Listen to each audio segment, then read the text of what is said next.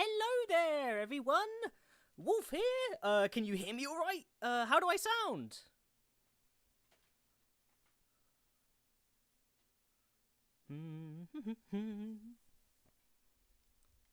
Let's see.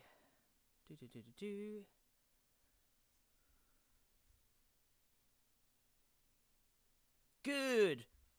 Awesome. Oh my god! Thank you, Magic Meme Q, for the $20. Thank you so much. Another set of Arc 6 readings. I'm super excited as always. Hope you all have a good one. Thank you! You too! I hope you enjoy this one. So, as you've noticed, I am once again back in the host seat for today, because Kyle's is busy, so we are subbing in for her today. But yeah, it's gonna be a fun one today. I didn't go too rigorously over the chapters for the script today, so if there are any, minute things that you think, don't really fit, keep me posted in the comments for any fixes I could potentially do for the final recording version. Thank you very much. How are we all doing? Whether you're in the evening or day, we having a nice day, an alright day? We excited for some ReZero?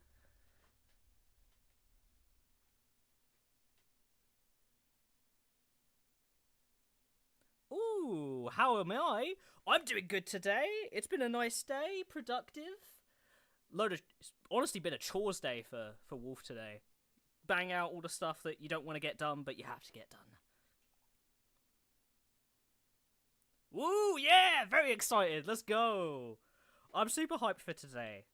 I was really sad that I didn't get to do the live readings last Saturday. I was really unwell, so that's unfortunately why we cancelled last time. But I'm alive again, and we will push forward.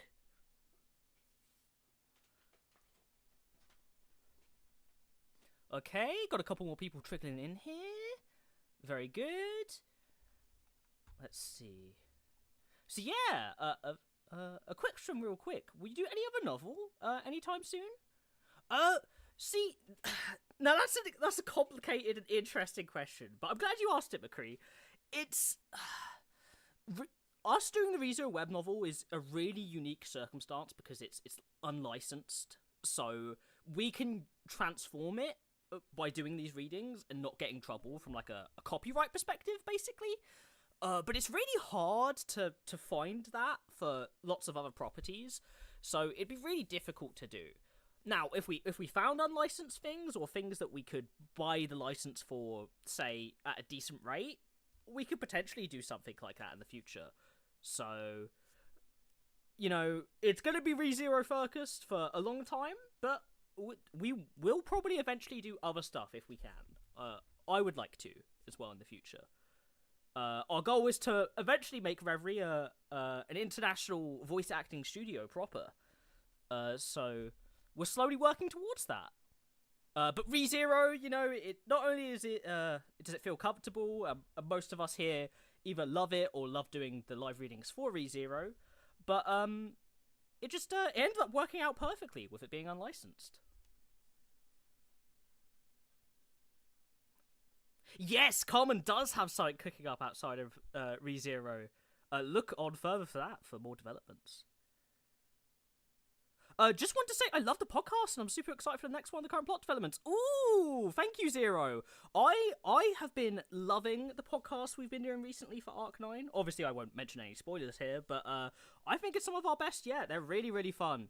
It's really fun theorizing when stuff is like fresh off the press and you're like, what's gonna happen next? And me, Connor, and Gold are throwing darts at the wall, trying to figure out where it's going and hoping that we're right. It's really entertaining and fun. But yeah. Without further ado, I'm gonna jump back into the call with everyone, and we can start getting set up for our chapters today. The soup store. Hello. Yeah. I have entered. Hey. I've returned. Hey. Hello. Welcome to the soup store. Okay. We only sell pants. Off track already. Woo! I left. Oh, I left for the yeah. convenience store. I came back, and I don't even know what these guys are talking about. This happens every time. We're talking about water at the soup store. Water at the soup store. Okay, that's it. You're going back in the basement, Al. Get out of here. Now, without further ado, let's introduce ourselves top to bottom, please. Thank you, ladies and gentlemen. Hello, everyone. I am Al, the guy in the basement who is currently burning to death in the basement because they didn't provide me any water down here.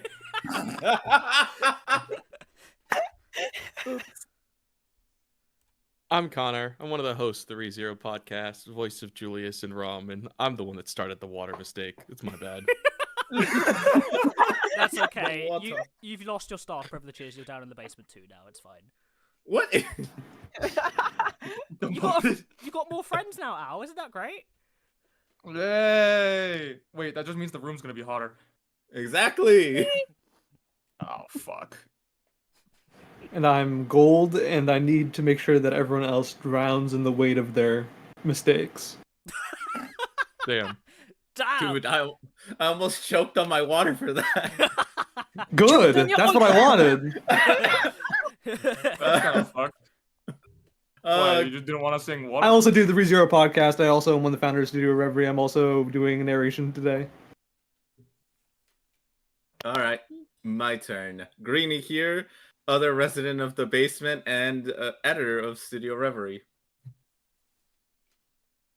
Hello, I am Carmen, another one of the editors for Studio Reverie, as well as the voice of the lovely Melee and a very fun, especially new character. Well, not new, but returning character today. No spoiler. I have my hammer in chat, Common. No spoilers. I know, I'm not saying nothing. I'm not saying nothing. I'm saying something though. Hello everyone, I am Tealdi. Today I am filling in for, hold on, let me go through. Amelia, quote Anastasia, unquote, Shala, Betty, and I will also be narrating, so full roster today. Luckily the multitudes are ready. Yeah, they hate you. I don't know, why would the staff do this? And yeah, I guess last but very least, because I can't pronounce water properly. Hello, Wolf. I already introduced myself, but I'll do it like a full introduction. Co-host of the ReZero podcast, the best ReZero podcast out there, because I think we're the only one. Well, do you count the one that the two voice actors for Subaru and Rom in Japan do as a ReZero podcast? I guess you could kind of consider that the ReZero podcast, now I think about it. Yeah. Do you know what? Fair enough. Cast that away. But I'm also your voice for Subaru, and yeah, I one of the founders of this lovely studio here, and I'm very excited today because I didn't get to voice act on Saturday, and I'm mad. Ugh! Sounds like a you problem. Okay, Mr. Skill Issue, pipe down. Oh, that's a... Alright, moving on. Children, fight nicely. We got work to do. Back into the mines. So what chapter are we doing today? It is Chapter 7. Okay, that sounds right. Lies and scams. It's chapter 63 and 64 of Arc 6 today. Nice. Alright then. Who is starting us off today? Good question. I think it's you, isn't it? It's yeah, you. Yeah, I was gonna say it's Oh, I'm starting off. It's you because I have literally Okay, every got female it. character. I thought it was a second. I can't. Sorry, I thought- Yeah, no, so I'm so 63? you're- Yeah, Yes. you're 63. Okay, great. Got it. Alright, great. In that case, without further ado, let me turn on my noise dampening just in case. That was a good segue, by the way. You guys can fill for me while I'm getting my noise. Feel the cancel fluff out. of the air. Yeah. Uh-huh. I just got a Look, we're probable testing scam it. call. We love scam calls here, don't we? On that Oh, subject, yeah. I want to talk about this. Is that like a way more common thing in North America? Because I never used to get scam calls in the UK. I get them all the Yeah, time. it's a big Yeah. thing. It's It an annoying unfortunately thing. is. So, like, you cannot go a week without getting at least like 2 or 3 spam or scam calls. Yeah, and if it's not a call, it's a text. Yeah. Yeah. I keep getting ones from the Philippines claiming to be the New Mexico Department of Transportation saying I have unpaid tolls. What? Yeah. I had a quote unquote debt collector spamming me with calls and texts until I actually answered once, and as soon as I said who I was, they hung up and didn't call again. I'm like, well, there's your chance. Bye. Yeah, because Every other time I just answer in Japanese and they never call again. They get really annoyed. Yeah. If you go that far off script, they're like, panic. Moshimosh, That's the Kana-san. real Uno reverse card right there. Hajimemashite? It's All right. And Once in a just end it with while, saying, I okay, well, will- bye, in English. I and will make it- answer one once in a while, and then like it'll always be like I'll be like, "Hey, what's up?" And then there'll be like awkward silence, and I hear rustling, and then they just like close the call. It's always so weird. Wait, someone picked What are up? What? It's like, "Hey, what's Wait, up?" no, I'm not ready. But damn it. They're a chatter and they called you and recognized your voice. Oh, no. They got nervous. Wait a second. Oh, it's the oh no. It's the guy in the basement. I mean, we have so many fans. That's just likely. Yeah. Oh yeah, of course. So many fans. You could run a fan store. Hmm. It With would all those provide fans. No. fan That'd be service? selling No, it would not. human beings. That'd be selling human beings. We don't want to do that. We do not promote that on Studio Reverie, can I just say? I'd love to clarify.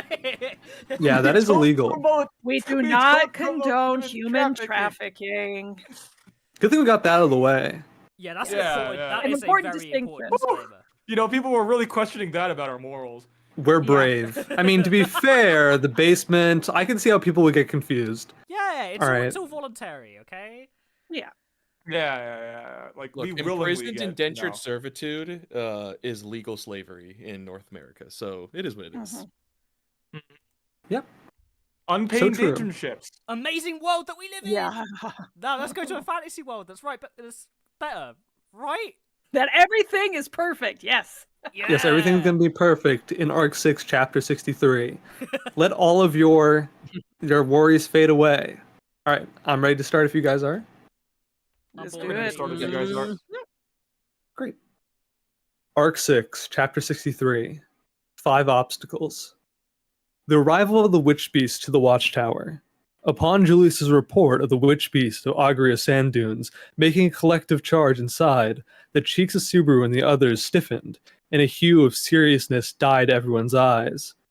What they could feel at the soles of their feet were tremors faintly jolting the tower's floor and rumbling. Upon hearing that they were literally the footsteps and neighs of Witch Beasts echoing across the tower, it was impossible to not feel unrest. Though, I barely know about this desert, aside faintly knowing how humongous it is. The desert's severity, which foiled his plan to flee at its onset, back when he attempted to escape the tower upon being impelled to be suspicious of everything, was something Subaru had not actually experienced. It was just that, the sight of unending sand spreading as far as the eye could see was difficult to forget, so he was able to make suitable imaginations. Regardless, it was also hard to imagine that the desert was overflowing with living organisms. The Agoria Sand Dunes are a place where witch beasts live gregariously, you see. Such that the witch beast targeting any human that may enter the sands is a bigger issue than the severity of the environment.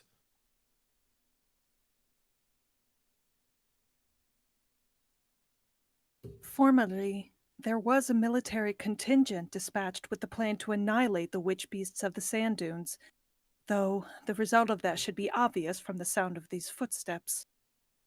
Julius and Echidna gave their respective responses to Subaru's question. In other words, Subaru's hope of the rumbling earth being naught but mere paper tigers, and that the number of incoming enemies would be, at best, at the level of a zoo, had been an immense miscalculation. To be precise, it was rather at the level of an entire savanna of witch beasts. Understandably enough, it was sufficient to make one despair. However, So you realize you should call me? raising her voice, so spoke Meili, whilst fiddling with her braid. The one to not show any signs of anxiety upon the report of the witch beast's arrival was her. Though her reaction did not tend to imply that it was not an abnormality, her reaction was the kind that indicated that she did not perceive the witch beast as a threat. Although it is quite pathetic, it is exactly as you say. I want to borrow your strength. Cheeks stiff, Julius nodded in response to Meili's question. Leaving the witch beast charging in great numbers to Meili, who possessed the ability to command witch beasts, Julius' idea was understandable. The first thing Subaru had come up with had also been this. However, a strange sensation caused the alarm bell to ring in the depths of Subaru's chest. Subaru? What happened, I suppose? That's a somewhat strange face, in fact. Having a strange face has been my destiny ever since I was born. That goes only for your eyes, I suppose. Immediately beside him, Beatrice noticed his bitter expression and looked at him in concern. While her gaze remained directed at him, he took a deep breath. Along with the large amount of carbon dioxide being exhaled, came something shapeless, like unease. That was indeed something ambiguous and vague, with no tinge of concreteness. Subaru, are you concerned about something? Don't come at me asking questions one after another. That being said, I guess it's my fault for making a face that'd give that impression. On top of apologizing for it, I have something else to say. An exclusive scoop I picked up from the Book of the Dead. Huh? Julius held his breath. Even those around him, Beatrice et al., who had already heard of it, opened their eyes wide in shock. In all honesty, that reaction was predictable, but he was unable to explain without stating it. The reason behind the sudden change in the situation, why the witch beasts were charging towards the tower in such great numbers. It's gluttony. The Sin Archbishop of Gluttony is sending the witch beast to the tower. Why? I'll have to apologize for that. I met one of Gluttony in Reed's Book of the Dead. To be exact, I reunited with one of Gluttony. It seems I met her last night as well. That is... The reason behind your loss of memories is what you mean, huh? Subaru nodded in response to Julius's immediate arrival at the conclusion. Though difficult to say it was as per expectations, Julius's ability to understand was immense. By associating the name and power of Gluttony, by using that knowledge, he immediately reached the desired conclusion. I cannot say I am not unsettled. I ask again, did you truly not get anything stolen away from you this time? Fortunately, aside from my whole life being stalked and shared, I'm still complete. Though, I just explained all that to Beatrice and the others. I see. Beatrice-sama? Betty is also anxious about what you fear, in fact. For the time being, no abnormalities are present, I suppose. You really can't trust me, can you? With a convinced expression, Julius immediately turned to Beatrice for confirmation. Though Subaru understood that it was a matter beyond helping, he still found himself at a complex state of mind. Regardless. It seems the enemy grasped our presence here due to the incident last night. After about half a day, they've come here to meddle, along with their pets. Is that what this means? Considering the normal speed of traveling, arriving at this tower in half a day is difficult to conceive, especially considering the obstacles witch beasts pose as during the course of the journey. However, unlike the difficult journey we had, if Gluttony holds the power to make the witch beasts abide by their commands, then the issue would be merely the speed of travel. Subaru crossed his arms with a strained expression upon Echidna's comment, while she shrugged her shoulders. Gluttony possessed the power to make the witch beast abide by their command. It would be appropriate to assume that as a minimum. At the very least, there was no room for doubt that the witch beasts were advancing towards the tower due to the enemy's direction. It should be kept in mind that they possess such means as well. What about the issue of the speed of travel? The vast sandy terrain. Even if the witch beasts were to not pose as an obstruction, the speed is bound to fall should one tread through sand. I would like to believe that it would still take a couple of days, even if the path taken is straight to the tower and one never gets lost. But are there any other possibilities? It would be a totally different story if an aerial route is used, in case the overland route would cause time. An aerial route? With the presentation of that unforeseen possibility, Subaru openly expressed his astonishment. His black eyes widened. If an aerial route were feasible, then it would certainly reduce travel time drastically. A flying bird would be faster than a man walking. That made sense. Due to my arbitrary preconceptions, I thought means of flying would be an exception. Magic exists anyway, so something like flying in the sky is pretty normal. That isn't the case, I suppose. Flying is a complex variety of magic. Its procedure is very complicated, in fact. Considering the danger of crashing, normally nobody would be willing to take the risk and do it, I suppose. Only an idiot or a genius, or otherwise an idiotic genius, would do it, in fact. Though it was commonly said that Margrave Mathers makes attendance to the royal castle through the skies. And that would be the idiotic genius, I suppose.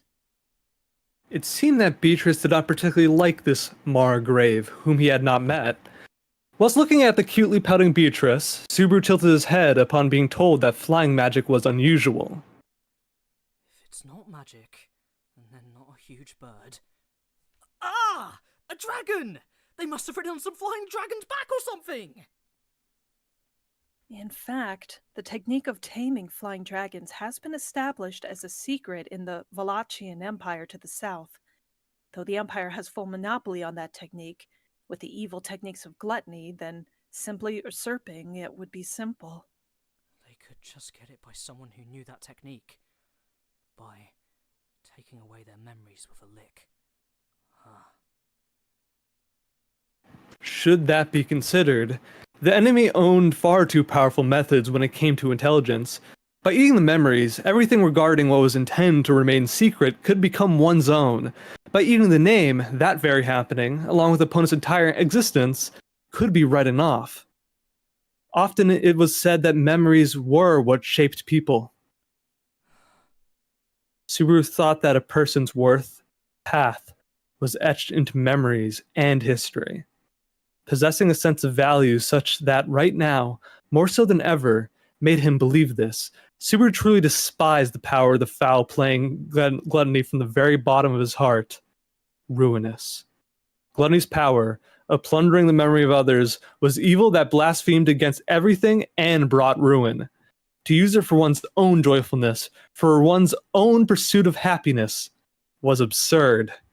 It was akin to distorting and twisting fate with mistaking methods, illogical ways.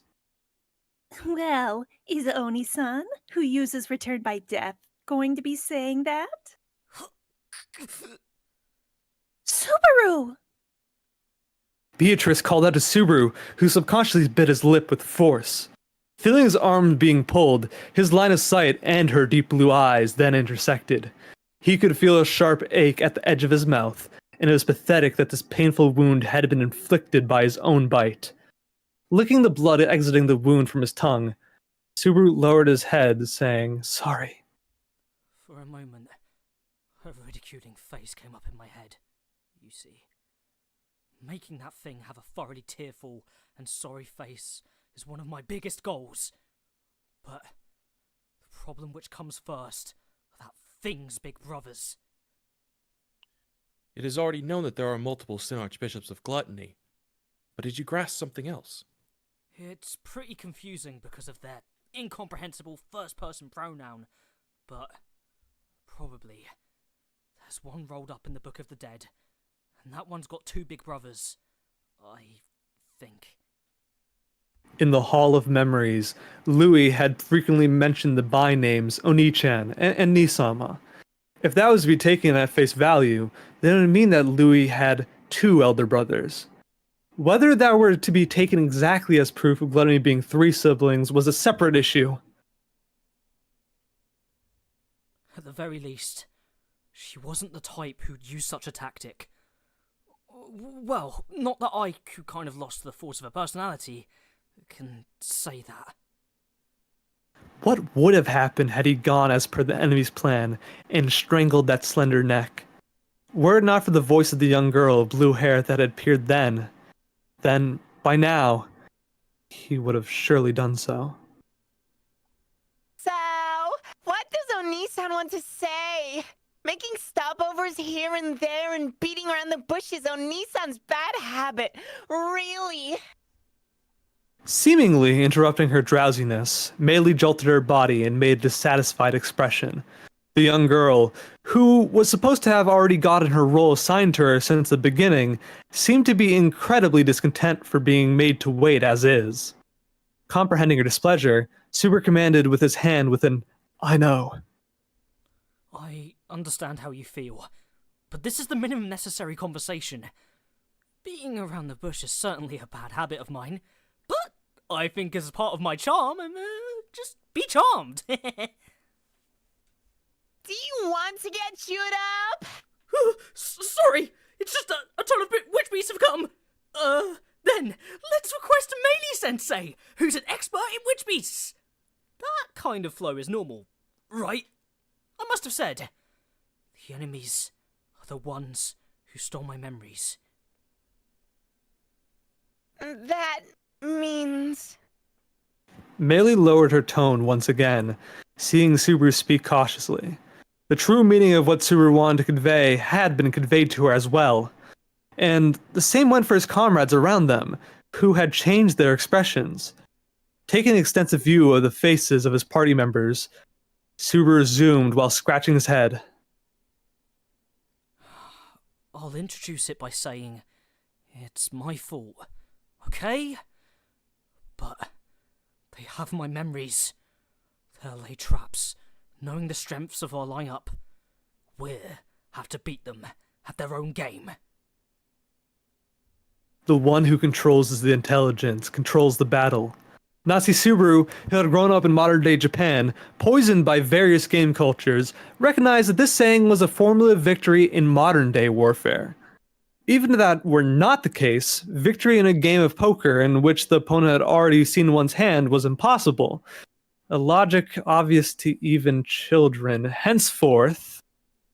If the opponent has seen our war potential, then I shall agree with your concern. Whilst leading the way, Julius narrowed his eyes and conveyed merely the caution in his words behind. He shared the cognizance that not knowing the opponent's move was dangerous after a brief explanation of the situation. Regardless, the thought of the balance being destroyed, on top of not knowing the opponent's next move, did not prevent him from keeping his head raised. Keeping important information a secret and it being found out later is much more scary, in fact. Super's current idea is correct, I suppose. Really? It's alright? You all don't hate me? Why are you so uneasy, in fact? It's alright, I suppose. Nobody hates Subaru, in fact. Rather, everyone... I get it. I get it. It's alright. I'm relieved. I love you. Whilst holding hands and walking side by side, Subaru nodded at Beatrice as she tried to somehow encourage him. In fact, the speaker got far more embarrassed than the listener. Words of love were much lighter on the one telling than the one being told. There was no need to doubt one's own feelings. So, where's Shula? Just a bit further. Over there. Dashing in front of everyone, Julius pointed towards a stone passage. Though the passage appeared to be a dead end, a hidden sideway path was present on the right.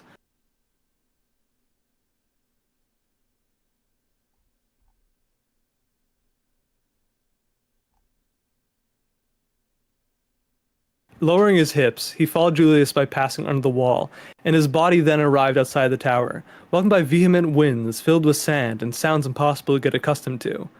That sounded like an I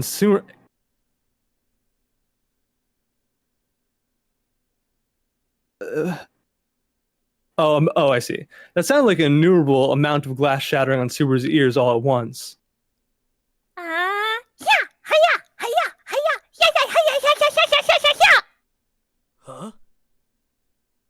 That place was a space like a balcony installed on the wall of the tower. Though it was something he knew thanks to the normal spiral staircase connecting to the lower floors, the fourth floor existed at a height far above several hundred meters. Amidst the parched winds, dancing about in the lofty balcony was a stylish beauty with a long, lustrous braid. Shola! Ah, Master, you've come here. I'm so happy. My world stage. It feels like a workplace inspection. Since my esteemed tutors come for inspection, take a good look and feast your eyes. Shala replied to Subaru's shout with a dazzling voice, whilst he covered his eyes with his arm to protect them from the sandy wind. What she did with the same energy was a fantasy difficult to believe in its own way. For about the balcony's width, countless gun ports had been deployed horizontally, generated in the air. Gun ports would be a slight bit of exaggeration, but there were no other words befitting in what he could think of. Gun ports, muzzles, shooting portals. In any case, they were openings for firing something, for sure. The great white gun ports, which had been installed through forming something akin to a magic square in the air, had their aims tilted diagonally towards the ground and... Mugen na Jigoku no Sogeki! What the? That's so cool! The moment Shaola shouted the technique's name, the white gun ports glimmered brilliantly. The sound of shattering glass then repeatedly echoed through the sky of the sand dunes, quashing Subaru's howl. At the same time, the gun ports lost their form and dissolved into the atmosphere. That was the true identity of the high-pitched sound that had welcomed Subaru and the others upon their arrival at the balcony earlier. And there was only one reason why Shaola was utilizing them. Firing bombardments as much as possible, the Coronas approached the ground with speed that seemed as light. Upon making impact on the sand, they released a violent luster and blew away the ground. Same happened even when they struck onto the back of witch beasts, rushing savagely atop the sand. The witch beasts, which gave rise to a plume of sand as they aimed for the tower, received the Coronas on their backs, their blood and flesh scattering across the sand subsequently. The thirsting sand sipped their flesh. Their scattering corpses were trampled by the other witch beasts. The Corona's carpet bombing magnificently and unmistakably reduced the total number of the witch beasts approaching. The number of Coronas was close to 100, and each aimed for and struck down 2 or 3 witch beasts. This is what Shala had fired in rapid succession within a short period of time. Also considering the interval when Julius went to call Subaru and the others, just how high in number would the total shots fired by her be? However, against the horde of witch beasts would submerge the environs of the tower like an army of ants. Even Shala's carpet bombardment only provided resistance bound to fall short eventually. That was how large an obstacle were the numbers of the witch beasts gathered at the sand dunes. Hey. I don't really want to hear about it. But no way. From this balcony, only a single direction from the tower is visible. However, same scenery also spreads on the other side of the tower as well. That chain of thought is not wrong. It's also possible that it's only this side of the tower that's been painted with blue and sugared water. You know. If there's someone who actually did such an idiotic antic, then Betty will slap them with full force, I suppose. Sound of unending tremors and wriggling black lumps underneath. Hearing that they were approaching the tower from all directions, Subaru was on the verge of collapsing due to this overwhelming reality. Digressing, he also wished to object to the appearance of the witch beast visible from afar. Far too grotesque, ominous, inexplicable. A C- grade designed by God. What do you think, Master? Did you see my great service? Also, that angle from behind was an ashi for Master. What did you think about that as well? You! Such an unwavering nature even in this situation! It's amazing! I ordinarily admire it. Seems you seem the type of on whom's complimenting the process instead of the result works better. Well, what can I say? It was totally great! Ikasa! Also, no matter which angle you decide on, I don't have the leeway to be looking around, so keep concentrating, and let's go! Okay, Google. defense, offense. The truth was, he bowed before Shala's unwavering spirit. Whilst throwing words rather iffy for being encouragement, he also felt guilty seeing Shala respond gallantly. He wanted to reward her once this battle ended safely, but... First comes overcoming this place. That's top priority. Melee! I know! No need to shout like that, but... But? But what? But would you be fine if I fully annihilated the witch beast? Is that what you meant to say? It's completely fine.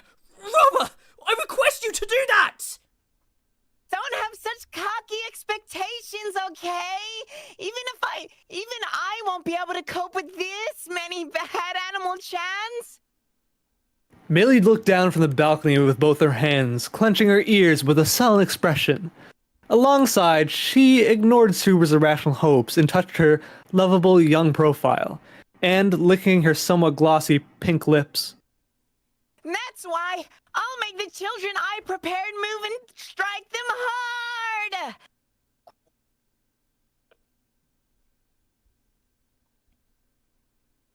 Sand earthworm. That's what it sounds like. With that declaration, Millie pointed her hand towards the ground, and simultaneously, a huge mass jumped up, seeming as if the sand dunes had exploded. From a point so distant that even the Norse witch beasts appeared to be tiny specks, the resistance which had broken through the ground was clearly visible. In other words, it meant that it was an appropriately gigantic existence. With a total size of about 20 or 30 meters, a gigantic earthworm appeared and crushed the surrounding witch beast with its frame. That one's... I figured it may be needed, so I kept it tamed and prepared. So to be honest, I was intending to run away silently, but running away in this kind of place would be a failure. With the gigantic earthworm before their eyes, Millie showed her tongue while Subaru gulped. Unfortunately, Subaru's astonishment was not directed towards the earthworm itself, but to the fact that he had memories of that earthworm. That was the witch beast which Subaru had encountered once upon attempting to escape from the tower. Thinking back to it, Subaru also been the victim to the earthworm, which jumped out altogether from the underground.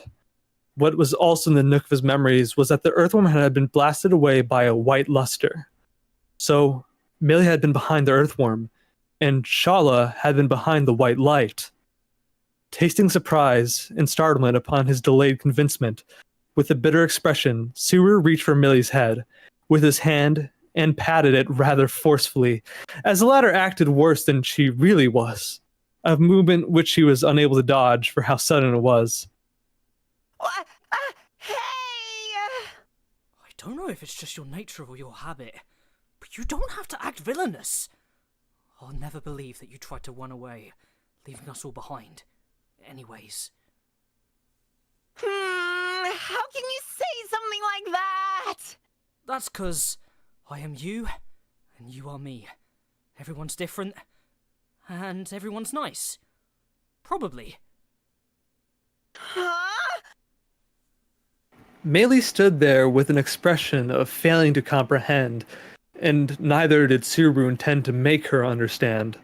Ultimately, Subaru, at the present stage, was able to see through the entirety of the deceit in Melee's words, for he had once inspected and read through the memories of her dead self as something which was his own. Considering she had not had a change in her sense of values while in the tower, at the very least, he could speak to her like he understood her. And, while keeping his hand on Millie's head, who groaned, "Ugh," in displeasure, Subaru directed his consciousness towards the outbreaking situation at the present point in time, and the commonness of the happenings in the former loops. The witch beast advancing in great numbers perhaps coincided with the previous situation of having the flaming centaurs inside the tower, their transgressions permitted. In other words, the incident of the witch beast being allowed to invade the tower itself had also happened last time. It had been Julius to put up a fierce fight in order to drive them out. In that case, had Shala been dealing with the witch beast from the exterior of the tower like she was doing this time? And since she was not sufficient by herself, the result was that the witch beast invasion had been permitted. However, the same would not happen this time. They now had an advantage at their side, which made a huge difference compared to last time when it had come to this large horde of witch beasts. That was Meili's existence. The very girl who had lost her life unintentionally at Subaru's hands last time was the existence who possessed the key to open through the deadlock of the situation. If Meili fights the witch beasts alongside Shawla, then the situation will change. Does that mean Julius's hands will be open? If so, then it would be possible to use the war potential named Julius to deal with a separate problem. The instant that thought dawned upon Subaru, he understood that it was essential to direct the required personnel to the required positions for dealing with the various problems that were occurring simultaneously in the tower. The large horde of witch beasts covering the sand dunes, the Sin Archbishop of Gluttony who would launch an attack to the tower, the titanic scorpion which would wander around the tower like it owned the place, the colossal black shadow which would swallow not only the tower, but the sand dunes as well, and Raid Astrea, who would eventually start walking around the tower as he pleased. Our war potential would be me and Beatrice, Emilia-chan and Ram, Meili with Shawla, and Echidna with Julius. Additionally, 2 ground dragons and the healing spirit of the green room. How about counting them too? It will only be an advantage to think of them as choices, I believe. Echidna shrugged her shoulders before Subaru, who was counting the strength of their side and the enemies on his fingers. Nodding in response to her words, Subaru decided to include Patricia and the fearful healing spirit in the lower floors among the cards in their hands. Just as Echidna had said, it was not a situation in which they could afford to spare any hands. Subaru tilted his head. Since the inclusion of all available cards was necessary, it was also necessary to fulfill their conditions for victory. Even in that sense, he wanted to have a grasp on the positions of all his comrades, such that he could reach them. Hey, wait a second. No matter what, they're way too late, aren't they? Huh? Emilia-chan and Ram went to the green room just to check on Rem and the others, right? Subaru tasted the sensation of having his throat parched upon the delay in uniting with the 2 female comrades who were not here. The green room was on the 4th floor, the same floor Subaru and the others were on. There was also the possibility that they would not know of this place, and therefore gone lost in the tower. This is how it is. If they are unaware of our location, then Miss Rom would surely use some way and find us. Otherwise, Emilia-sama is expected to break the wall and show herself. Ram aside, the hell's with your evaluation of Emilia-chan? There's no way she'd break a wall with those adorable, slender arms of hers. Even if she does, she doesn't have that kind of personality, right? That you've lost confidence on it is enough proof of that, in fact. But Betty also has a bad feeling about this, I suppose. Sure! Meili! Can I leave this place to you? Getting Julius and Beatrice's approval, Subaru called out to Shala and Meili. Upon hearing that, Shala, who was busy piling up the deployment and firing of even more gun ports of light, gave a thumbs up, and Meili brushed away her braid and puffed out her chest. Leave this place to me and go on ahead. If this keeps up, I'll do whatever I can. I won't let it pass by if you don't come back with Onesan and the others all safe. With Shala saying the line he had always wanted to say at the best possible moment, and discovering a side of Meili which also allowed them to rely upon her, Subaru nodded towards Beatrice and the rest, subsequently breaking into a sprint. Diving through the wall, he slid onto the aisle.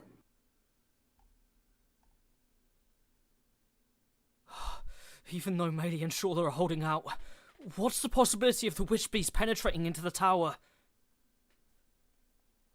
It is not as if it is not possible, but the underground sand chamber we fell into. Right, Natsuki-kun does not remember it. There was the possibility of entering the tower from there. But thanks to Meili-kun, that is... When the earthworm was raging about, the underground collapsed. The subterranean tunnel had a fork in the way.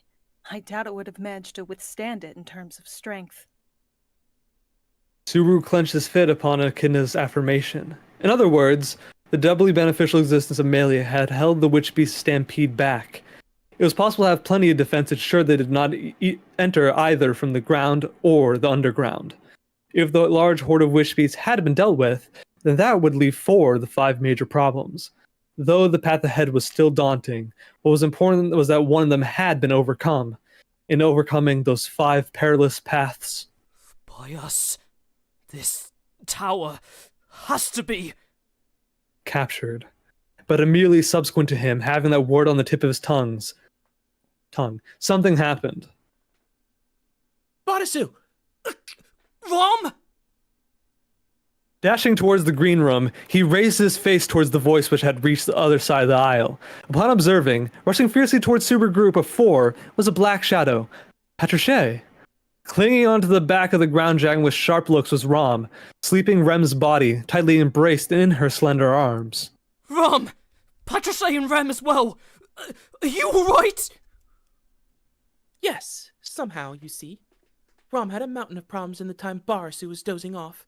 How can you even sleep in this situation? Stand up, immediately! I'm sorry! Both of you sisters, don't reproach me! Look, I'm probably standing! I'm running! Nimbly dismounting from the ground dragon's back, with Rem still in the saddle, Rem's cutting eloquence struck him. Since her words happened to be similar of those of Rem's when she had gone off like an explosion in his dream, a weird thought appeared in his mind. They were sisters not just by looks. While Barasu's odd attitude is concerning, now is not the time for that. Upon hearing Subaru's words, Rom briefly furrowed her eyebrows, but immediately turned her head back and diverted her attention towards the rear. That was, towards the aisle she had just come from, the direction where the green room laid. Subaru also felt uneasy about Rom having brought only Patricia and Rem with her, and not Amelia, who was supposed to be with her. I also have things I have to ask and tell you about. You were supposed to be with...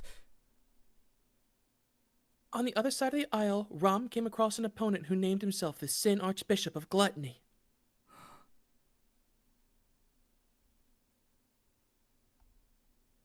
Declared Rom with absolute clarity, slashing down his question. Daunted by the strength of those words, Subaru, along with Beatrice and Julius, sealed their mouths tight. Thus the one to respond in their stead was Echidna, who had been shaken the least. You just said the Sin Archbishop of Gluttony, right? Are they on the other side of the aisle? Yes, that is correct. And someone is battling the Sin Archbishop of Gluttony. Someone? An explanation that let off a strange impression. More and more. Rom's words did not change, brimming with ambition and confidence. And the existence of unintelligible portions itself yielded a terribly far-reaching unease. When Subaru pressed those unintelligible portions, Rom nodded with a yes. She nodded and said, An unknown person of silver hair is clashing with the Sin Archbishop of Gluttony. Even right now, after telling Rom and the others to escape. and that's the chapter. Oh. Can I just give a huge thank you to AFC 1886 because Oh, my yeah. god, Yeah. 20 gifted memberships is God. Yeah, that was a insane. bomb. Thank you so much. Oh my god, that is so amazing. When did he do that? It was in the middle of the chapter? It was in the middle of Yeah, the chapter, yeah. What a Chad. Thank you very, very much. We appreciated. will try soon enough to get back on the membership stuff. There will be things coming out in the future for that, so don't you worry. But other than that, just thank you for supporting the stream. Thank you so much. Yes, thank you. Thank you. But so we've got a new character, guys. Yeah, this crazy silver-haired person. Yeah, fighting, man. it's probably Man, Otto, I wonder. right? It's I Otto. wonder who it is. Yo, Otto? Yeah. no, wait, hold on. Pandora's here? Nah, no way. What? Oh, actually, friendly? you know, Rom wasn't in Pristella. This is definitely Wrath. Wrath is fighting Oh, Gluttony. We already know that she fights mm. other bishops. Oh, so- yo, it's a bit of drama. Oh my god, I guess I have a character to voice again. Yeah. Gold Yeah. Okay. Hey, yeah, baby. Time to voice. Oh, yeah. Tag me in, coach. All coming together.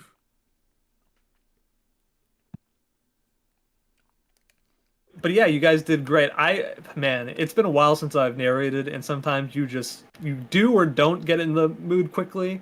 You know, you stumble over a few words. Mhm. Sometimes happens you don't sometimes. get Oh, into it stuff. happens. It happens to the best of us. Don't you worry. Yep. Mhm. Also, it was very funny. There was a moment in which Shala was in the middle of a sentence, and I was like, what's happened here? It's just average Shawla moment. Yeah, it's just Shalaing. Shala pulling up the OK Google is wild. Okay. It Hey, was. Google. I really wanted to hear Kyle say that. Yeah. Yeah. You know that implies Flugel is from after 2010? Yeah, that's Yeah, terrifying. it does. It does. Uh-huh. Huh. We're getting old. Oh yeah, we are. Flugel's a Oh Zuma. boy. Yeah, 'Cause, Flugel's a zoomer. I mean, it would make Flugel a millennial at least, right? Yeah. Yeah, he's a millennial probably. I think Subaru's a millennial by technically, like Technically, very young yeah. on the side. Yeah, He's a yeah, millennial. yeah, yeah. Because he was also isekai'd in, it was 2014, right? Or was it 2012? I always forget. I think it was 14. Yeah. Yeah, seems right. Which puts Okay, him Google. 97. If he's born in 97, then he is. Curious. If he's April 97, then he is like one of the last millennials. Yeah. the last. Yeah. That last He's like the bastion. tail end of the Mhm. millennial. Shala would be doing TikTok dances with Oh my Flugel God. if it was, and we would know. We would know what year Flugel got isekai'd. hmm I mean, let's be real. Shala would just be doing thirst traps on Instagram and Yeah. not realize that she's doing them either. Exactly. Yeah, she'd be Oh, doing. absolutely. There's this crazy new craze that everybody seems to like. I'm gonna do it. You know. Everyone seems to like when I do bouncy dances. So I'm going to do them more. I Yeah. don't understand it, but it's bringing in the views, so here we go. I just want to say that Shala's shorts are hanging on by a thread. She's taking a lot of more faith than anything I've ever had faith in my life. Her secret like, so you double-sided tape. That's you what that belt say- is made out of.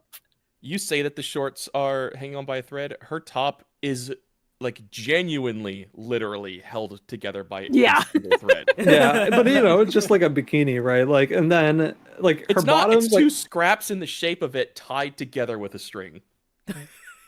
that is crazy. But I just want to like look at the physics of her shorts. Shala's like one forceful cough away from losing her. Yeah, is she does she wear underwear? Like, it seems like she doesn't. I think that's her skin. Yeah. Terrifying. Yeah, it's really It's just it's one really dangerous mistake up away here. from turning this Yeah. into Yeah. like a oh, this is a gruesome different- story to we're airing this on a different streaming service now. I just noticed that. What does she look like in her anime Oh, design? she absolutely would be an OF girl. Oh my god. Oh, yeah. Well, that's obvious. Using Yeah. it for money. I need to fund Flugel's research. My I do it all for Master. Flugel's like, where is this money coming from? Don't worry. Everything Don't I question do, I it. do for Okay. you, Master. Shit. It's Never just Flugel said, "Shala, just go out and make me some money, okay? I need some for spending purposes." And she No- comes not back with directing tens her of thousands of how- dollars a how month. to do it. I need Yeah. some for some beer. Google, how do you make quick money? Wow, there was a man who said if I had an OF account, I wondered what that was, and then And then the money just started falling out my ears. The account is only for people who love my master, apparently. yeah. Only fans. Dude, I just imagine like half of her videos have an intro that's like 5 minutes long, and she's just talking with Flugel the entire time. She's just talking about it. She's not like. And everybody's like, skip, that's skip. literally all it is, because OF isn't necessarily, it wasn't made for the lewds. It was just made for people to post stuff that they were good at. And she's like, I love talking about Master. Look how many people pay me to talk about Master. Really all the actually bad thumbnails about are like a thirst trap. Like it's literally just like her. It's all by accident. She starts the camera on, doesn't realize her face is not in it. Mhm. Yeah, that's right. Yeah, it's just like profile down, you know. Yeah. But yeah, This is I what mean, happens when Kyle's isn't here to lead us, by the way. Yep. yeah, you're right. We Yeah, are. we'd have been fried to death already. I will All be right, we should get back Kyle's into it and then. reel us back in. Yes. So, Reel back in. Amelia's yes. gone. So Dun, dun, dun. Or at least Damn her it, lady. dude. We were doing so good, and then you went and said it. What? Mhm. None of us had said Amelia's name since the chapter Yeah. ended. yeah, Yeah. but yeah, that white-haired woman showed up, and right now it's very crazy because this has happened to Subaru all the time, right? This is the third time it happened to Subaru. Let's be honest, guys. Do we feel like that this is obviously like one of those things where we're like, okay, but we're setting this up for the Grunnies are right here. This is like immediate stakes of we have to get her name back. You know what I mean? Mm-hmm. When I read this, my instant thought was, okay, well, this is not the final loop. Then Subaru's about to. Yeah. Yeah, Subaru's about to go. Either that too. Yeah. Yeah. No harm can come to Tapei's precious waifu. Silver-haired. It does start to get worrying though when you get to a point in the story when you don't know what the final loop is. Though you're just like, so how That is how, true. how many times do we rewind, or are we even rewinding? It's a question Yeah, that plagues often. Do we rewind becomes an interesting factor in the meta narrative of the story, because sometimes, especially later on, it's like it's an afterthought a lot of times. It's like, well, we're just telling the story, you know, and if he dies, he dies. You know? Yeah. Yes, he'll die. All right, Drago. Yeah, if he dies, he dies. Tapei's just got like a load of different traps he set around in his little like D&D dungeon. He's just waiting for his player Subaru to trip all of them. Yeah, I mean, I really like the dungeon nature of this place. Yeah. It's very dungeon-like. You know, there's a lot of like cool little things where they're like running around and like sliding under doors and like doing all these things, you know. There's literally a secret passageway. Yeah, through- literally Yeah, a secret passageway. And a passageway. secret Invisible- balcony. that Yeah. leads to a fake wall to a secret balcony. It's like Mhm. genuinely a Dark Souls level design quirk. Yeah. Yeah, Mhm. There's even a But- healing room. Yeah, there's even a heating room. Yeah, there's a save true. room. Yeah, it's like a video game. About, you know, like Shala's magic that I was thinking about is like, this is the type of magic that we've only seen with Echidna, like these like glyphs and like these circles, you know, these magical circles. Yeah. Very few people use magical circles. It seems even like in a layover for the past, almost a different era. Mm-hmm. Yep. If, So that was I interesting. posted this in the chat, but if anyone was wondering, Mugen no Jigoku no Sengeki is infinite hell sniping. Oh. That'll do it. Yep, that's right. It's an edgy Japanese thing that Super would think would be cool. Well, she says it in English, is why it's. in Oh, Japanese so it's and the not- opposite. It's the flipped like opposite, that. that's why. Yeah, all But of, yeah, it's anytime still you the see same, Japanese yeah. here, it's the character speaking English. Infinite hell sniping. Yeah, I get it. I can hear it now. But Weeb ass. yeah, on the random thing, I'm going to extrapolate for like 2 more minutes because it's just kind of like an interesting discussion, right? It's just thinking about how much knowledge like 400 years ago was lost when literally half the world got eaten. Like all of the lost knowledge and lost understandings of things. Like the world must have been so different at that point of time in so many like different and weird ways that you couldn't even like theorize about. All of the different cultures and potential ways you could use magic. It's like, whoa, hold on. Like, there's some crazy stuff going on here. It's just background noise in the story. Yeah, I've always thought it is background noise for the most part, but like sometimes the mechanics of it becomes somewhat relevant, yeah. but only when the characters say it is, right? Mhm. In the fact that like people don't really think too hard about magic in the main characters that we talk about. You know, either they just do it or it's pretty like explanatory how they do it. You know, I mean, it also depends on how much of that world was filled.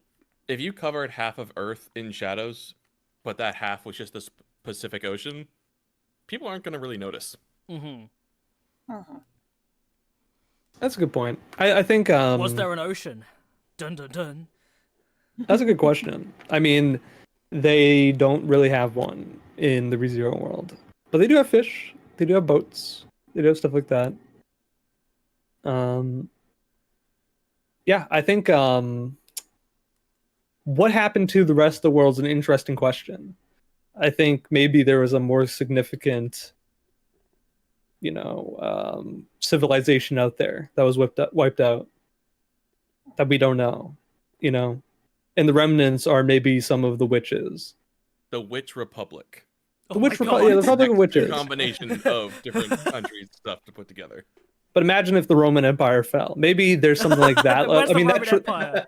yeah, Man. the trope of like a like Ancient crazy empire. civilization that everyone forgot or like it Mhm. fell to ruin might be the case for this world too, for all we know. I mean, it's something that a lot of people like to put in their stories.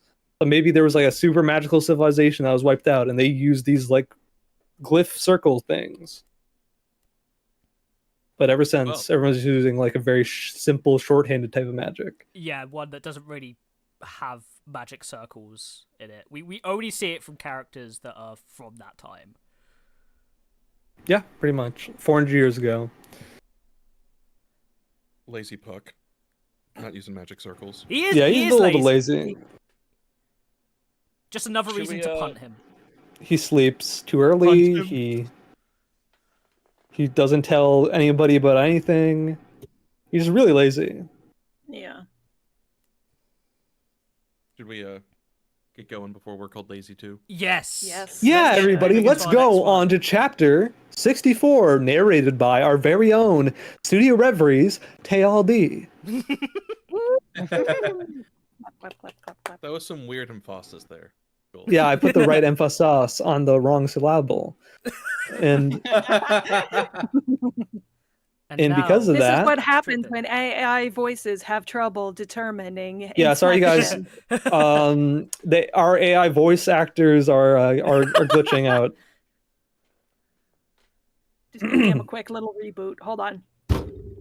All right, we're good. Fixed Oh now. yeah, it's all coming together. A little better. Here we go. All right, lead Arc us in. 6. Oh, what? Sorry, I just said lead us in because I thought you were still Okay. yeah. No. I'm good. All right. Arc 6, Chapter 64. The second obstacle.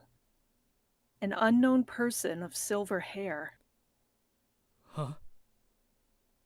That unexpected expression from Ram yielded a faint gap in Subaru's consciousness. Had it simply been a person of silver hair, it would have already been quite the roundabout way of putting it, but it surely would not have allowed Subaru to have any such feelings of oddity.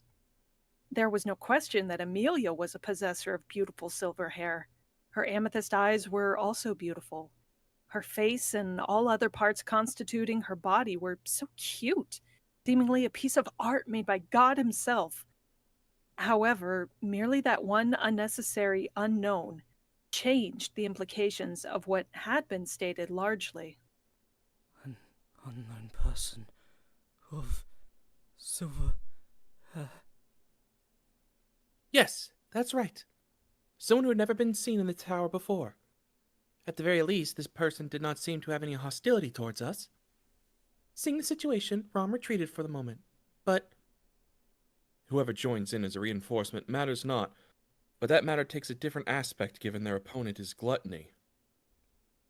Nodding in response to Subaru's whispers, Ram turned her eyes towards the direction she came from. Taking over Ram's words whilst making a grim expression due to the unrest caused by the sound of the word gluttony was Julius. Tightly pursing his lips, he touched the knight's sword attached to his waist. There was an unforeseen encounter, Now that they have shown themselves here as enemies, they cannot be allowed to escape. Our goal is to find a way to negate the damage brought about by the Sin Archbishops of gluttony and lust in the first place. If they themselves have appeared, then we simply need to hear it from their own mouths. Agreed. Rom 2 has no intentions of letting him return alive, for he must be made to regret coming here so carelessly. Wait! Wait a second! I understand your eagerness. I understand, but... Whilst the two display their hostility towards gluttony, Subaru thoughtlessly called for a pause. Julius, who'd had the existence known as himself erased from the world, and Ram, who had gotten her beloved younger sister thoroughly devoured away from her own heart. He understood the two's motivation for defeating gluttony was quite high. The truth was such that Subaru felt opportunities both good and bad had arrived at the same time. But the problem here was... In your entire conversation, there was no mention of Amelia's name. What's up with that? Feeling a bad premonition about it, Subaru fired his doubt straightforwardly. Ram's unnatural manner of speech, and the lacking response from Julius and Beatrice with regards to Amelia. Upon turning his line of sight, he noticed even Beatrice and Echidna did not wear expressions which would come from sensing something odd.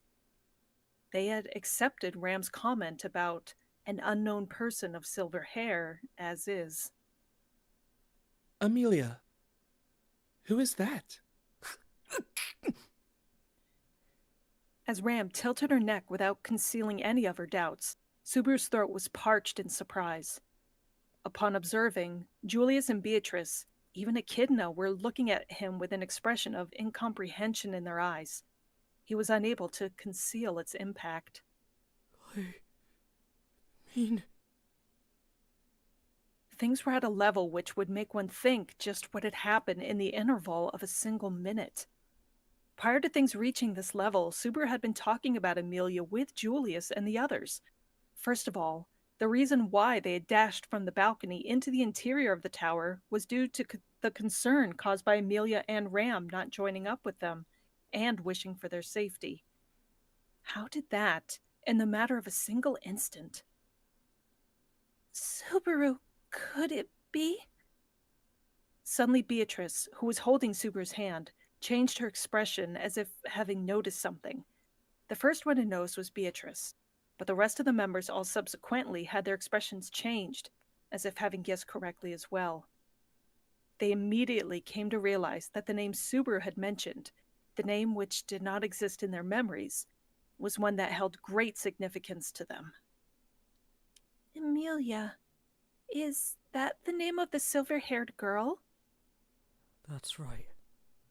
If there was a girl of silver hair, then that girl is named Amelia.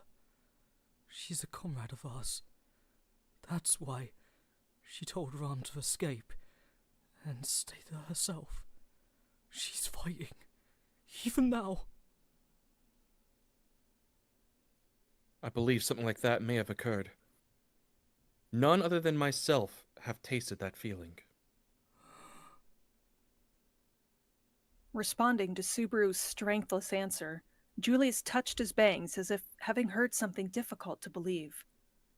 Julius made no effort to conceal his astonishment, but Subaru also once again felt the extent of the reach of gluttony's power, its immediate effectivity, its atrocious and fiendish nature, and sensed its true fearsomeness.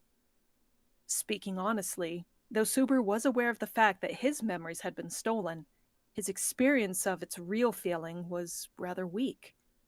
Of course, upon the disappearance of his memories, misunderstandings and suspicions came forth. His negative emotions towards Amelia and the others were difficult to forget, an act of dark history which, if possible, he would like to forget for eternity. But even still, his real feeling of it was weak. The act of searching for something which never existed upon feeling that it had indeed existed was a battle of uncertainty, akin to fishing in a wide ocean on a night with zero visibility. Hence why his real feeling of it was faint. But that was not all. forgetting Amelia, the person whom they remembered a moment, the comrade whom they had undergone new hardship with. Was there anything at all more fearsome than that? Usurper of memories, trampler of reminiscences, devourer of bonds was gluttony, and these were its habitual crimes. Having finally witnessed it personally, Subaru came to understand. Gluttony were villains who only cared for their own joyfulness, who trespassed and raided into territories which should never be laid a finger on. Rom! And somehow digested the astonishment. In front of him, amongst the members shocked regarding the theft of their memories of a comrade, Ram suddenly knelt down on that very spot. Beside Patrichet, leaning against the feet of the black dragon, Ram exhaled out a rough breath. What happened? Are you alright? Rom's head just hurts a bit upon thinking about that unknown person. About Amelia? Subaru wrinkled his forehead with his eyebrows in response to Ram, who had her hand on her head and made an expression faced with adversity. Possibly, if Gluttony had robbed away the memories of Amelia, Ram must have witnessed that scene with her own eyes. Subaru wondered if that was having its effect. However, Beatrice voiced out, "Subaru," with stiffened shoulders as she shook her head. "It's better to stop trying to remind anyone about it anymore. In fact, it's too absent, I suppose." Too absent? You say? The Slavan part of the authority of gluttony is showing itself, in fact. The parts where the stolen person has not been established as absent from memories are too many, which leads to lots of discrepancies, I suppose. Hearing Beatrice's words, Subaru had been rendered speechless for a moment. However, he immediately swallowed its implication and understood its meaning. The authority of gluttony was exercised, and memories of Amelia disappeared from Ram and the others. Ram's position was that of Amelia's caretaker. Otherwise said, a master-servant relationship. In their bond, though difficult to explain, there was a certain warmth both of them felt for each other. With that erased entirely, born was a vacuum in the place where the existence of Amelia should have been with Ram. Memories were akin to something like articles of reminiscences kept inside a drawer. Normally, one would not be conscious of their presence there, but upon opening the drawer when trying to remember, what one would witness was a variety of things. If that were not so, then life would not come into existence. In other words, should Ram search for Amelia's name within herself here, she would be doing something equivalent to the fatiguing work of opening the drawer endlessly and failing to find it. "I shall look after her." Echidna? Beside Ram, who had distorted her expression in agony, Echidna stood next to her, and spoke so with her hand raised. Subaru looked at her with surprise, and subsequently Echidna shrugged her slender shoulders. "Right now, we do not possess the time to be arguing and discussing, all the more when gluttony has arrived, and one of our comrades has gotten their name stolen and is continuing to fight. We must not halt our feet." Echidna, please take care of Miss Rom and her younger sister. Please distance yourselves away from the battle, along with Patrichet. "Yes, leave it to me. Julius, this is a do-or-die situation, but make sure you do not heat up." I know. My fighting spirit has grown cold quite a bit. Just like this sword. Julius immediately accepted Echidna's suggestion and turned his dignified gaze towards the front. He brimmed with such keen fighting spirit, enough to make Subaru be at a loss for words. Rom. Though frustrating, even if Rom goes, Rom will only get in the way. Leave me behind and go. However, please spare Gluttony's life. Everything besides that part is for Barasu. Sounds like you're talking about beef or pork. But anyway, don't worry. We're going! Right. Please succeed. Leaving behind Ram, who had a frustrated expression, Subaru nodded towards Echidna, who would stay with them. He then caressed Patrichet's neck before commencing his sprint and looked at the side profile of the sleeping beauty atop his back. Unchanging, silent, breathing so faint as if she were not breathing, Rem's eyes remained closed, witnessing an eternal dream. For now, this was fine. He had already received the words he should have from her. What remained was... Just you wait! Gluttony! I'm done with letting you eat anymore!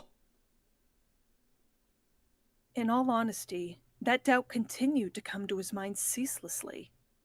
Why did the effect of the authority of gluttony not show on Subaru? Even after Amelia's name had been wrong, and she disappeared from the memories of Beatrice, Ram, and the others, Amelia's name, form, voice continued to exist clearly within Subaru. The fleeting feelings he held for her were still present within his chest, unforgettably. Is it because I came from a different world?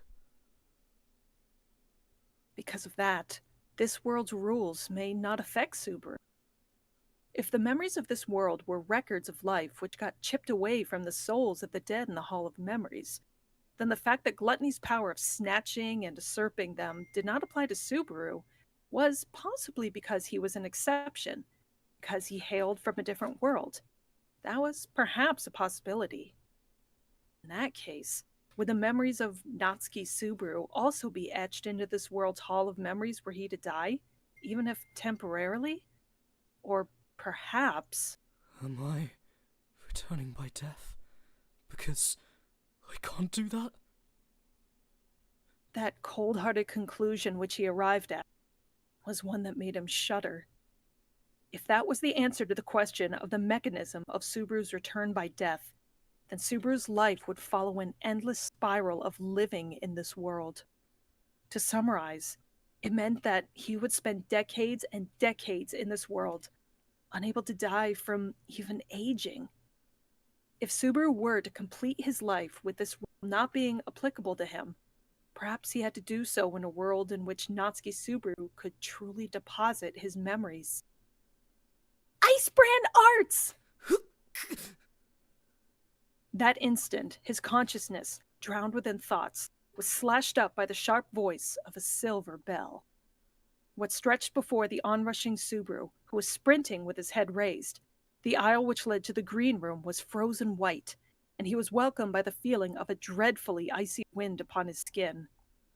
And its origin was a fairy of snow moving her body as if dancing within the fluttering diamond dust. So it seemed, but it's actually Amelia, her silver hair fluttering. Yeah! Hey-ya! Hey! Yeah! Swinging around the twin swords of ice in her hand, Amelia unleashed a fierce attack whilst raising her voice. Her yell somewhat had a sense of dejection to it. However, her velocity was lacking whatsoever, as she sprinted with swords of ice. The blades evidently launched a blow onto the confronting enemy, tried to end it with a single strike. That's...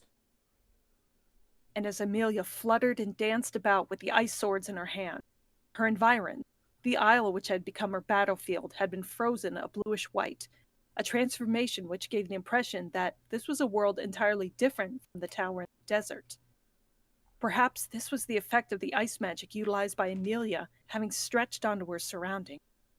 As if this was an extraordinarily powerful power, even in this world, Beatrice and Julius inhaled upon laying eyes on it. However, greater than that was...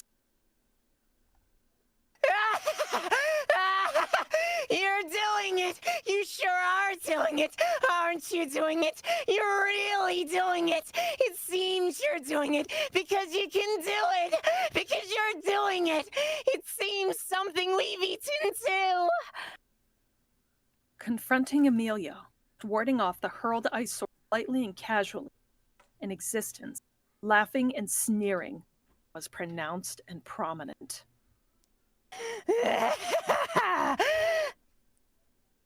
That had been a young boy, long, dark brown hair waving about freely, expressing a smile dyed with melancholic insanity. His age in his teens, his outfit shabby. It had even started losing color in some sort. He did not appear healthy or clean whatsoever. What was utmost repulsive about him was the glint in his eye, having limitlessly scorned others, turning them into food without any hesitation, a glint in which a glimpse of despair and longing for life could be seen.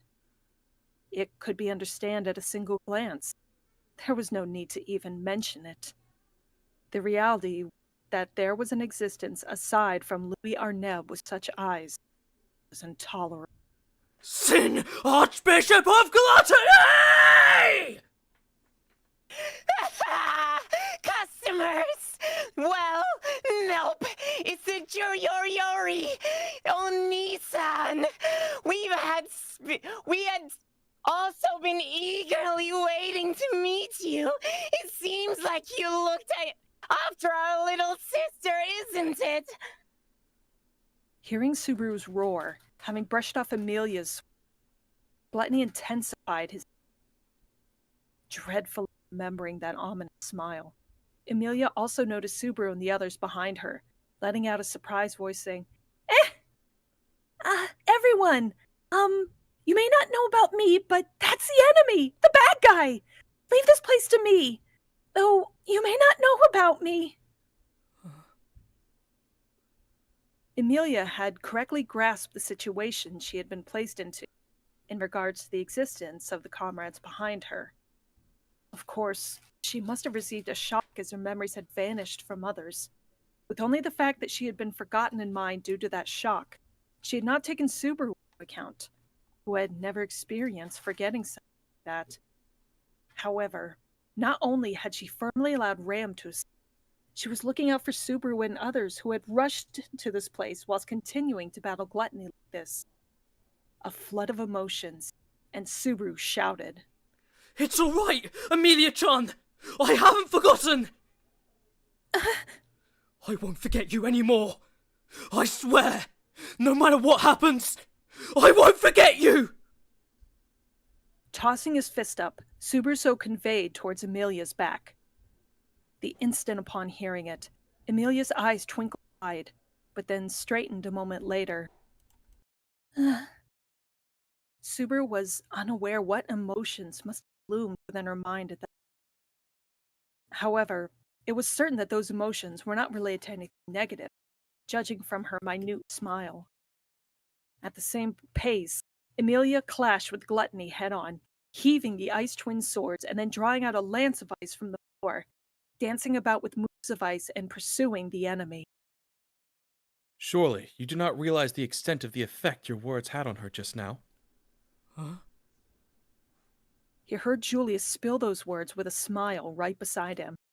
His words sounded like they possessed an extremely deep meaning. Julius refrained from responding to Subaru after he turned around. However, he drew out and assumed the sword at his waist, having sketched a clean path. And There's no need to even ask, but she is on our side, correct, Subaru? Yeah, that's right. No way she'd be our enemy with that cuteness. I understand. Julius's form, as he responded with a nod, faded from the edge of his vision. No, that was an illusion. The very next instant, accelerating with a single step, Julius flew into the melee of ice, and his piercing strike captured Gluttony, the latter with both arms crossed in front of his chest, as he took a gigantic leap behind. Oops! Oh, Nissans! I have been eagerly awaiting this moment, Gluttony. Julius's sharp strike of the sword drilled into the faintly smiling Gluttony with force. However, Gluttony killed and nullified the impact by jumping backward of his own volition, and knelled his throat after positioning his feet on the frozen wall, a gesture filled with sadness. After that, Gluttony let his lengthy tongue peek through provocatively. Oi, don't charge and bump in like this! sorry, but we and us don't share everything that got eaten, you see. We don't remember seeing Oni-san. Doesn't that mean that not us, but Roy's the one to blame? Well, I guess you can think there isn't much of a difference. Regardless, Roy aside, we don't really have much interest in Oni-san, eh? Feels like it doesn't match up to our eating standards. Eating standards, you say? Yeah, that's... Hanging both of his hands down languidly, Gluttony had fixed the daggers attached around his wrist. Viewing Julius, he tried to recite in a terribly ominous style. However, Hiya! Over there, by swinging both of her hands down, Emilia cast an ice flow. Her soul strike mercilessly merged the aisle with a range seemingly unsuited for battle, paying special attention to make sure that the strike allowed no way to escape. Sensing it in the midst of the conversation, Gluttony changed his expression and dove under and through the ice flow, and succeeded in surviving. It's something we knew because we ate it, but you really aren't hesitating, are you, Emilia? You attack like that. If you attack like that, what if you start being thought as a scary person? It's fine, so keep quiet! You must be aware that I am used to being thought of as a scary person, right? What's important is how I think of everyone. Besides... Emilia plunged a fair knee towards Gluttony's face, who had dived through the ice flow, his breaths ragged. Gluttony took them with his arm, and jumped backwards upon the nullified impact.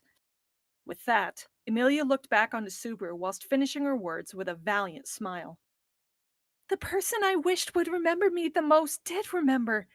I'm feeling really good right now. This is why the Tagyu, which moves by feelings, isn't our strong point. It's the Tagyu we go well with the most. Is that so? However, I'm in agreement with her. Gluttony distorted his cheeks in annoyance, and Julius's tall figure slid behind him. A decapitating strike slashed down, and Gluttony accepted that with a sudden backward swing of his arm. However, his parry was faulty, and he was unable to stop the strike completely, slashing deeply just before his elbow. The consecutive strikes resumed upon Gluttony's cries of ache. Having been completely forgotten by everything once, I also felt that by losing my own footing I had been denied life. But from the very beginning I had no need to be puzzled over the place where I stand.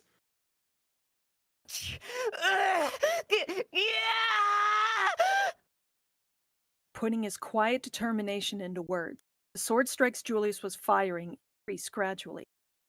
Unable to fully accept them, Gluttony's wounds gradually increased and, finally receiving a decent blow on his chest, he let out a shriek. Subaru! I know. I won't jump into it. It's all right if you know that, in fact. Julius resumed his fierce attack, whilst Emilia also launched a merciless strike towards Gluttony. On the other hand, Gluttony was on the defensive, intercepting the two's attacks. Of course, Subaru also wanted to join in and assist in cornering Gluttony if possible, but it was extremely clear to him that he did not possess the ability to do so. Right here and right now, he had no choice but to watch and believe that there would come a moment when the combination of Emilia and Julius would defeat Gluttony. However... You're doing cool. You're quite doing it for a hurriedly constructed combo. But how about this? What? Ice brand hearts. Despite continuing to bleed, Gluttony did not erase his smile of leeway, and whispered so whilst facing downwards with a sorrowful tone. Upon hearing that whisper, Subaru and Emilia raised their eyebrows in astonishment. Unable to comprehend its meaning, Beatrice and Julius furrowed their eyebrows. However, all four of them stood stunned at the spectacle which followed. The following moment, a lance of ice shot up from Gluttony's feet, and Julius evaded it by turning sideways instantly, whilst Amelia transformed the lance of ice in her hands into an ice hammer and blocked it through forceful destruction. However, even if they had avoided a single attack, that did not mean that they had not been surprised and caught off guard, forced to switch from offense to defense. How does it feel to have your own signature move be eaten? How is it? How does it?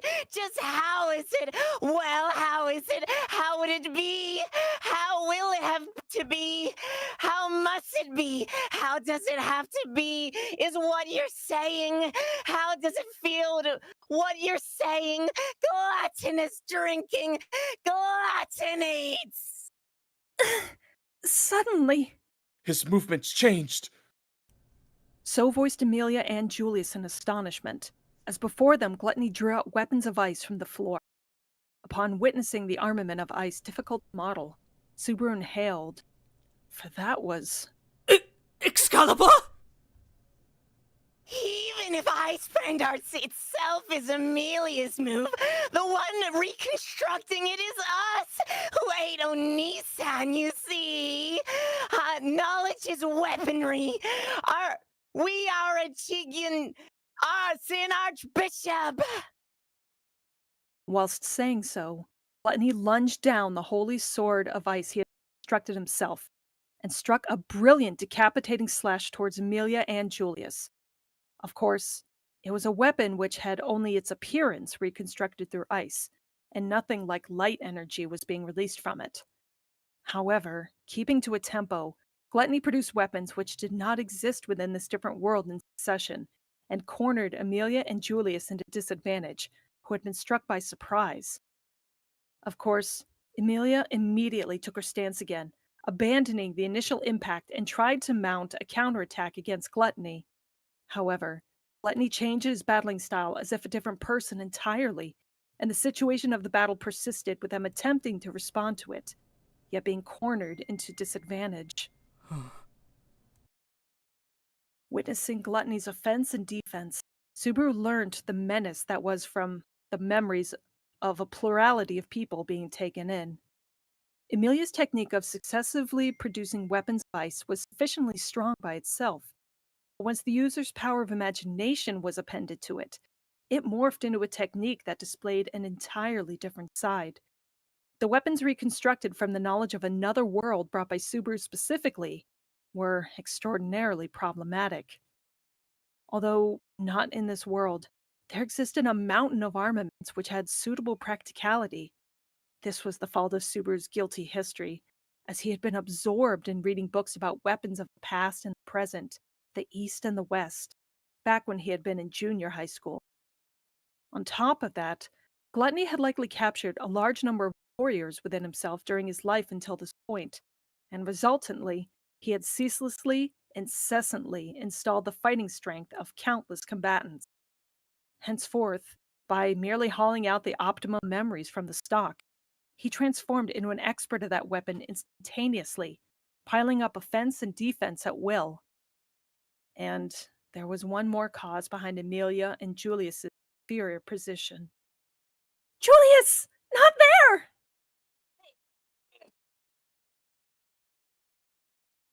Julius's painful stepping overlapped with Amelia's shriek. The cooperation between them for taking down a single menacing enemy was crude. Amelia and Julius, their compatibility with each other when it came to cooperation was not good. It was also largely impacted by the fact that Amelia was on the feeling side, as her fighting style relying on senses. Julius was on the technique side, having stacked training and discipline. However, if the problem of the two's abilities were solved, then the problem would be how plausible would it be for them to know and adapt to each other's habits. Indeed, if they got to know each other's habits, should the two establish a relationship between them? It sure is sad. Do you really think you could cooperate. Knowing and trusting the partner for the time being may lead to the same when it comes to results, but are totally different things in the end. No, you don't know their thoughts, so you can match them. You don't know their habits, so you can adapt to them. At last, you'll collide with one another and get in the way. That won't do, you two.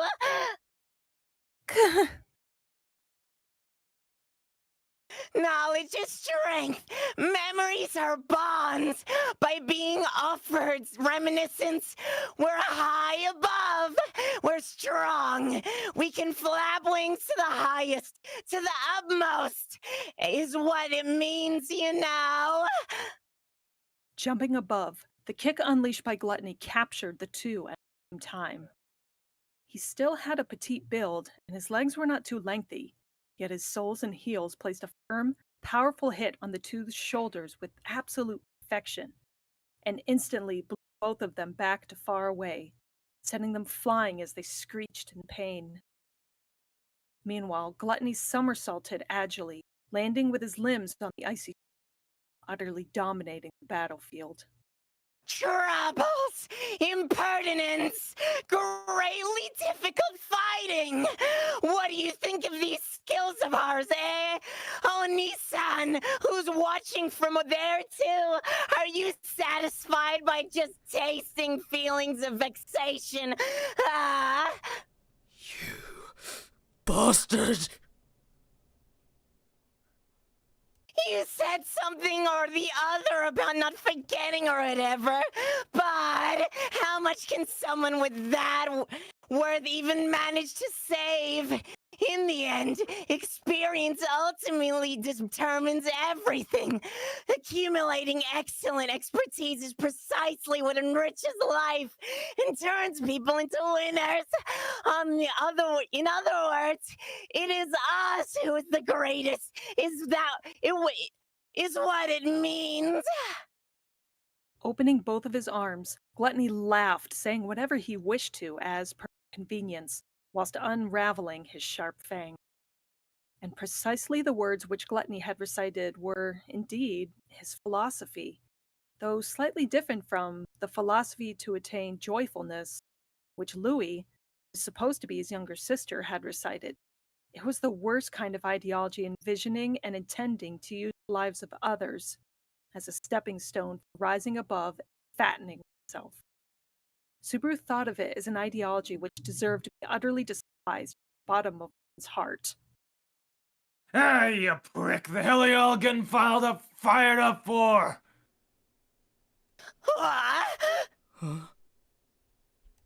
Until that point, Gluttony had been laughing loudly, enjoying his heyday, but the instant upon hearing that voice, his eyes went wide, and that surprise of his was shared by Subaru and the others. Far too unexpectedly, carnage trespassed onto the place without any shame, as if it were a matter of course. Steadily, firmly treading upon the Isle of Ice, casually dressed with one side exposed, it was the tall figure of a redhead. With a fiendish smile, he revealed his form from the other side of the isle, from a direction such that he directly faced Subaru and the others, with Gluttony interposed in between. And No goddamn way the greatest to be a twisted with willpower kind of brat like you. That's 'cause greatest, strongest, best, and utmost are all words saved from me. saying so, standing there with a wicked smile, was Reed Estrella, having descended from the second floor, despite not being supposed to. And that's the chapter! Yay! Woo!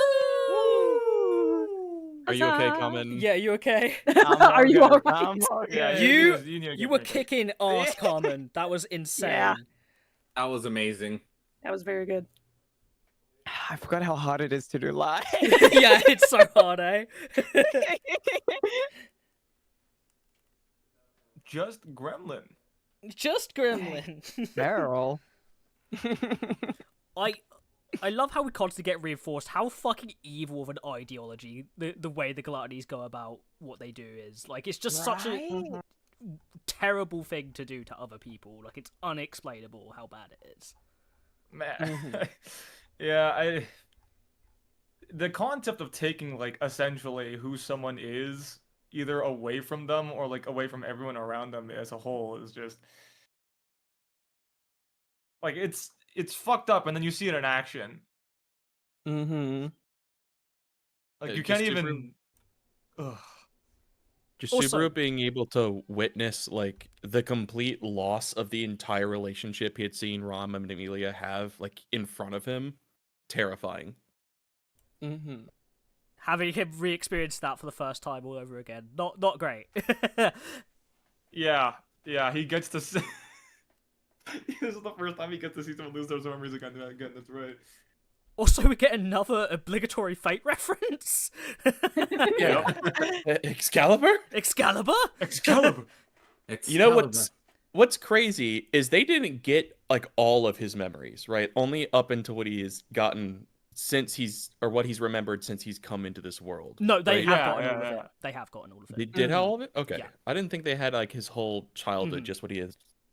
Just what he Because they didn't get removed, right? No, they didn't. Yeah. Like, So that's the- when they're eating him, the memories that are contained even outside of when he came to this world, they can eat and get.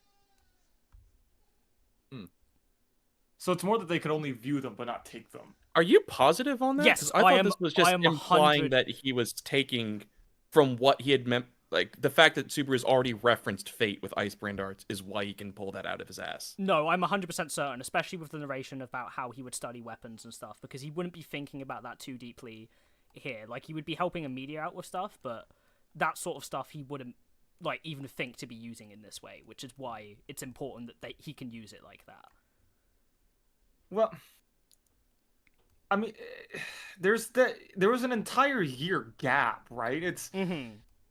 There was a lot of time for him to, because I feel like he would totally like nerd out to Amelia when explaining Icebrand arts. I guess Well, it doesn't even have to be with that. Like, he's referencing Excalibur, like, probably from the series. Mm-hmm. That's the very first thing he pretended the stick was when he was training in Arc 2. Mm-hmm. Yeah, Fun but fact I about wouldn't the doubt light him novel. like referring to the freaking Greed sword as Excalibur either. Like, Go ahead, Common. But yeah, fun fact, he doesn't reference Excalibur in this moment in the light novel. really, Interesting. what does he do? I can't remember exactly what it is, but it's like some sort of like, it's like a gauntlet, like a mech breaker. I can't remember what the exact Mm. reference is. So it is a But different he pulled reference that in like the a- light novel. Yeah, it's a different reference. Huh. Fascinating. Might change. I wonder if that has Maybe just actually... stop this exact point of confusion. Yeah, maybe there's an actual reason why that's the case. Yeah. Either that, or they're really scared, because to be fair, the people that own the Fate IP are very... You can't Litigious. copyright Excalibur. You can't. Okay. Yeah. I would have. You can't? I would have been okay. Like, But- I would have agreed if it was something specific, like freaking him saying unlimited blade works. But Yeah. Yeah, that's why it's Icebrand Excalibur. Arts, not Icebrand Works. Yeah. Yeah, exactly. Exactly. Ice blade works. Ice Blade Works. Ice Blade I mean, that's what she works. does. Yeah, essentially. I mean, she literally does projection.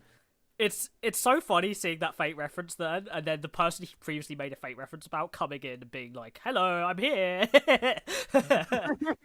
You called? Up, losers. Here's the feet reference guy. It's kind of funny as an equivalent too, because that would like if Excalibur was a real thing in our world, it would be the equivalent to our Dragon Sword read. It would be a ceremonial thing. I mean, Like, it would just exist as like, oh, you get to be king of England now, have the sword. And we wouldn't do anything else with it. He bears the sword. So it'll probably just be a sword, like unless it's quite literally the Fate equivalent. Oh, shooting that's what I laser mean beams. by the Fate equivalent. Yeah. Mhm. I wouldn't mean like IRL. Okay. I'm talking like magic bullshit. Excalibur. Okay. Then Okay, it but is might there a not be lady in just the lake? handing it to the King of England. Also- I don't know if handing the King of England quite literally a nuclear bomb dispenser would be. Actually, no. Yeah, you That's caught essentially yourself what the- there. Yeah. Now makes you a bit more understand. sense than that. Yeah, no, that actually makes a bit more sense. King of England, yeah, it would probably be more King of Britannia is probably the title that if Arthur was a real True. person, it would have Yeah. been styled as. But the interesting Does that thing make the Pope is, Merlin? this is just a Merlin was a druid, not a Christian. yeah, Yeah, but like specifically in the not a modern day Christian. equivalent. But another like this is completely off topic, but kind of on topic. But funnily enough, the comment you were making earlier, Connor, about at least people like if they would have Excalibur, they would be king. In the Fate universe, the selection sword, Caliburn, is separate from the Excalibur. They're two different swords. Yeah, Caliburn's That's different. ridiculous. Caliburn Yeah. was lost. All right, I whatever. forgot why. I don't. It's not even mentioned. Artorio just fucking lost Caliburn. Yeah, for it's some lost reason. for some specific reason. Yeah. Why is King Arthur a girl? Because- It's not, it's not even consistent with how the universe works. By the way, like It really isn't. In some But, like- universes, she's a girl, and some she's a guy. And the one that the Fate universe is in, she was a girl, but like. And she sometimes always she's both. presented as a guy in public, so And she sometimes went she is down in the both, recorded yes. history as a guy. and there is weird stuff with that. Yeah. Yeah. Sometimes It's all wibbly wobbly. hermaphrodite would be a better term, I guess. Sometimes. Yes. There's guess. just Rogan gave some her weird, wild. equipment. side Moving stuff on! that happens. But yeah, moving Yeah, on. Moving on. Moving on. Wild couple of chapters. Yes. Mhm. Gluttony showing up.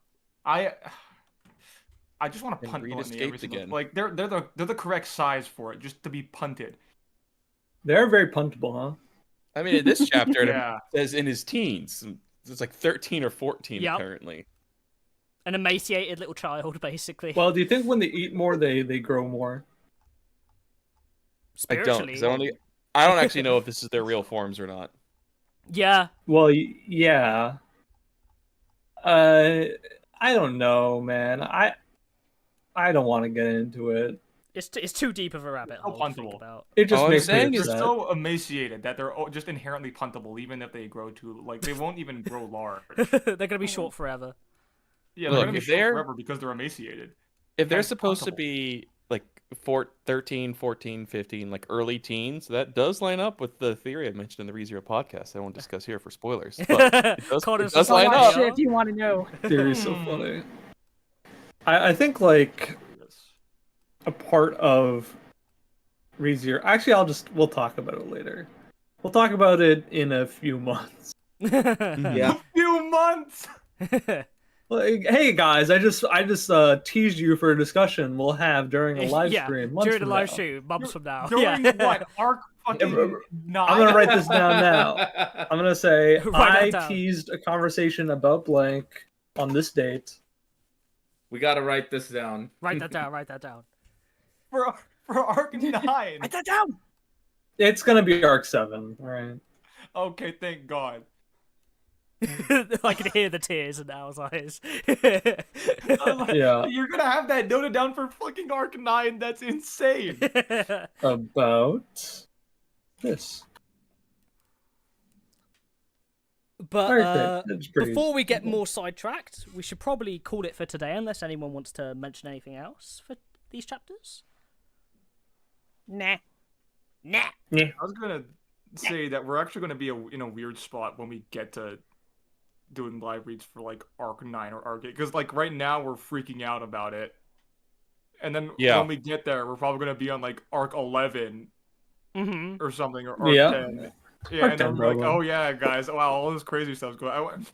I don't know what's going on next, guys. Right, nudge, wink. True. Yeah, Arc 9 has a lot of God. crazy things that you're like, whoa. So if you already know them, it's gonna be a little bit harder. But yeah.